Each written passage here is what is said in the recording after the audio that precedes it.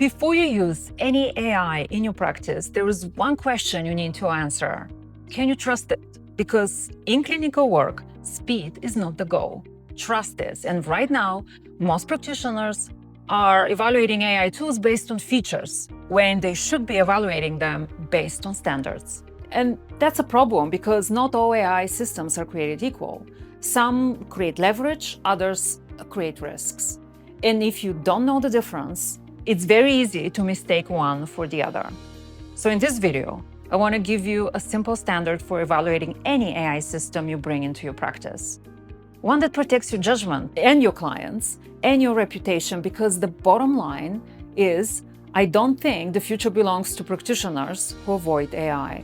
I think it belongs to practitioners who know exactly how to use it without compromising their clinical judgment and quality of care.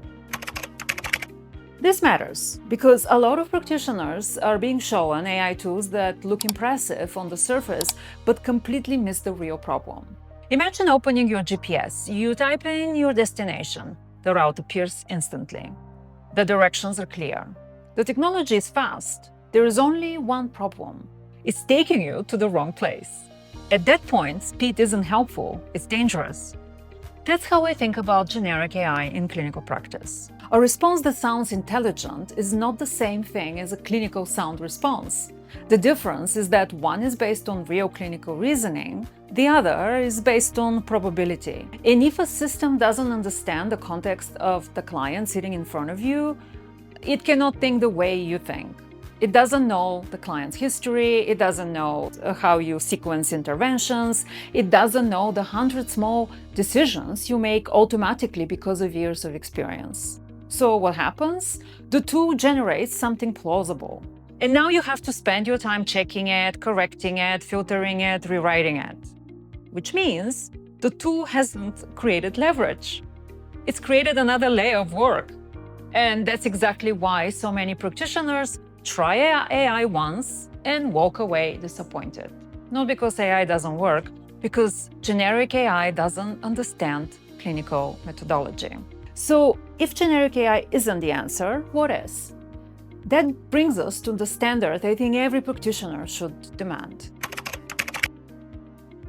This is the idea that changed everything for me, and it comes from a completely different industry. Before I became a practitioner, I spent 15 years building systems in the movie industry in Hollywood. The kind of systems that had to deliver a movie on a precise release date. Now, a movie production is a very complex business. So we are talking here hundreds of people, massive budgets, no room for failure. And one thing was always true. The technology itself was never the goal. The system had to reflect the workflow of the people using it. If the artist couldn't trust it, it failed. If it created extra work, it failed. If it forced people to work against their expertise, it failed. The system existed to support expert judgment, not replace it. And that's exactly how I think clinical AI should work. The system should learn your methodology, your reasoning, your process, your standards. When it produces an output, it should feel like the first draft you would have written yourself, because it has been built around the way you think. Now, whenever I talk about AI in clinical practice, someone eventually asks the question, but is that safe? And I think that's exactly the right question, because speed is useless if it comes at the expense of clinical integrity. So here's the standard I use.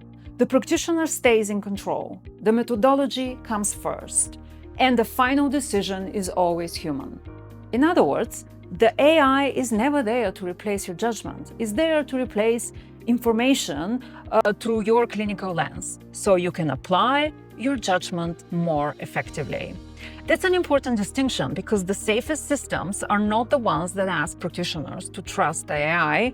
They are the ones that help practitioners trace their own process more consistently. The AI creates the first layer. You make the final call, always. That's not a limitation, that's the intended design. That's the standard we should all uphold to. Not generic intelligence, but methodology alignment.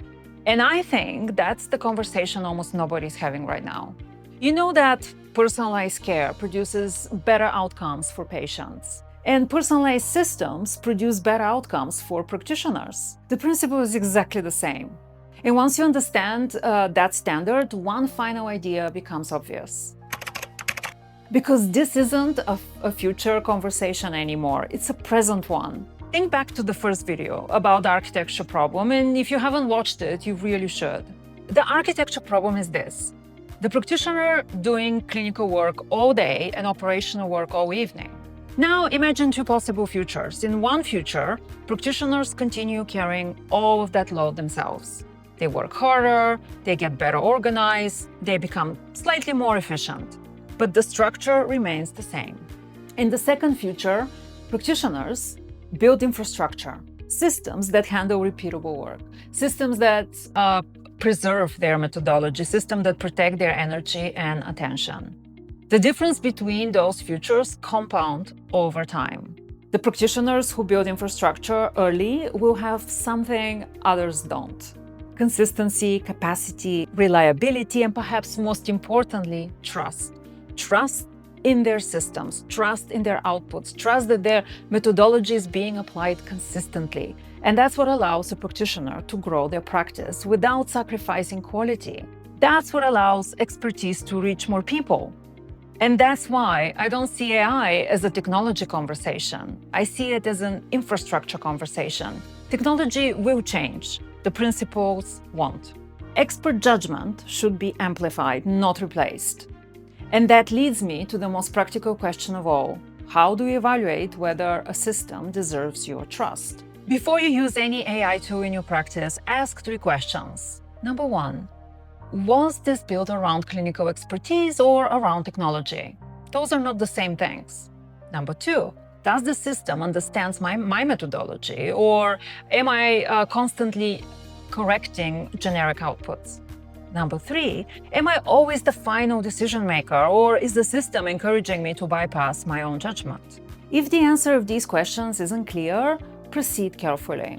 Because the goal isn't faster outputs. The goal is better infrastructure, and those are not always the same things. When I started this series, I said something that challenged the way most practitioners think about burnout. Burnout is not usually a personal failure, it's an architecture problem. Then we talked about infrastructure, and today we have talked about standards. Because infrastructure without standards creates risk. But infrastructure built around your methodology creates something very different. It creates leverage without sacrificing quality. It creates consistency without sacrificing judgment. And it creates capacity without sacrificing care. You did not spend years developing clinical expertise so that a generic tool could replace it. The goal is exactly the opposite: to make your expertise more available, more consistent, and more impactful. That's the standard. And it's the one I believe practitioners deserve. If these 3 videos resonated with you, then you are probably seeing the same problem. And we are probably seeing the same future. A future where good practitioners are no longer buried under the systems that were supposed to support them. Because talent without infrastructure eventually burns out. But talent supported by the right infrastructure can help far more people than it ever could alone.